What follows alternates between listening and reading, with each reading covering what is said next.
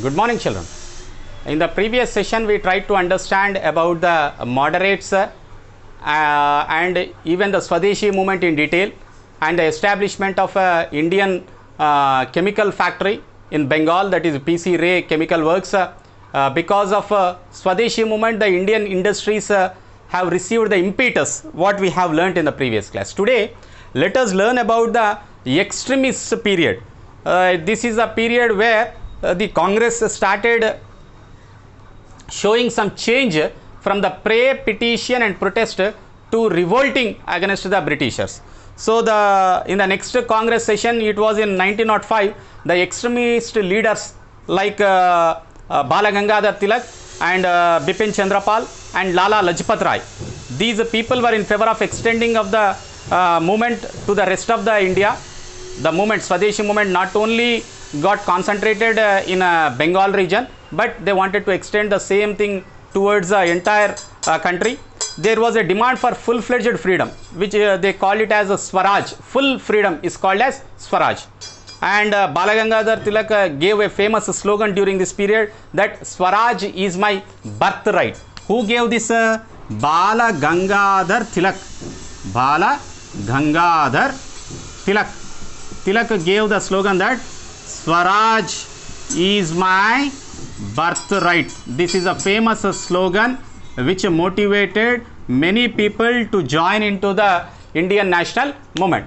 And they wanted to move away from the earlier strategy of submitting petitions and praying them to the government. Their new strategy was mobilizing the masses against the British rule and forcing the Britishers to leave the country or to give up their rule in the country.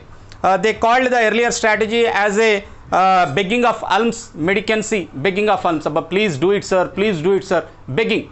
So they called that strategy as a begging. But they also called the old leaders as the moderate nationalists. Why they were moderate? I said you. They were pray, petition and protest. So they wanted to continue a more gradual pace of movement and felt that the masses should be included into the movement. And they were ready for a full-scale movement. And the difference between the two sections of the leaders grew and eventually led to the split of the Congress also, and into two in the Surat session of 1907. The extremist leaders like Tilak and along with him many others were forced to leave the Congress. There was a difference of opinion between the extremists and between the moderates. Soon the government came down heavily upon the extremists and the activists of the Swaraj movement. They all were arrested and they were forced to put in the jail or otherwise shooted them out. And Tilak was imprisoned and exiled. Exiled means sent out of the country even. So gradually the movement has been petered out, was rooted out. Many young Swarajis felt that they were targeted and the unpopular, they have targeted the unpopular British officials. They hoped to restrain the repression and oppression unleashed by the British in this way. Even though they did not succeed but were caught and hanged and imprisoned, they kept alive the spirit of nationalism among the masses and the idea of making supreme sacrifices. So that was a period also when the people like Bhagat Singh, Sukhdev and Rajguru also have sacrificed their life for the sake of the freedom.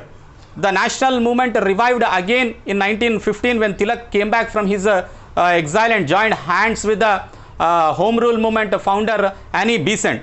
So they launched a movement called as Home Rule movement. He came back from the exile, Bala Gangadhar Tilak, and the two factions of Congress got also united in 1916 in the Lucknow Pact.